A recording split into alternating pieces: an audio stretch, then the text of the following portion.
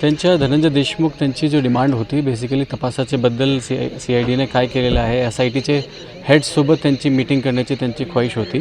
त्यासाठी आपण SITचे हेड त्यांच्याशी बोलून आणि वरिष्ठ पातळीवर त्यांच्याशी बोलून आपण अपॉइंटमेंट केलेलं आहे. SITचे हेड उद्या इथे येत आहे आणि त्याच्यानंतर त्यांच्या आणि दोघांचा संवाद होईल. 302 प्रकरणात गुन्हा दाखल करावा आणि त्यांना आरोपी म्हणून घेण्यात यावं, वाल्मिक कराडांच्या संदर्भात स्पेशली अशी मागणी केली होती आणि काल त्या संदर्भात निवेदन आणि तसं सूचना देखील त्यांनी केली.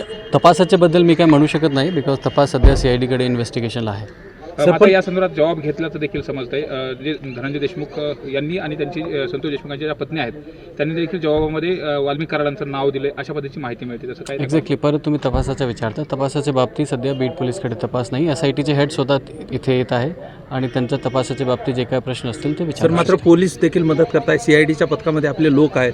कशा पद्धतीनं सगळा तपास सुरू आहे? समाधानी आहेत का SP म्हणून तुम्ही या सगळ्या परत तुम्ही तपासाचा विचारत आहे. तपासाच्या बाबतीत मी काही कमेंट करू शकत नाही बिकॉज तपास CIDकडे आहे आणि SIT त्यामध्ये नियोजित एकंदरीत या फॅमिलीला आणि गाववाल्यांना कशा पद्धतीने आश्वासित कराल आणि उद्या देखील त्यांनी आंदोलनाचा इशारा दिला. नेमकं त्या पार्श्वभूमीवरती काय आपण गाववाले लोकांना आणि सगळ्या लोकांना मी हेच म्हणू इच्छितो की SITचे हेड स्वतः इथे येत आहे आणि SITचे SP सुद्धा आता इथे येत आहे. तो त्यांच्याशी मीटिंग त्यांच्याशी होईल आणि जे काय त्यांची अडीअडचणी असेल, जे काय डाऊट्स असेल ते क्लिअर करू शकतील.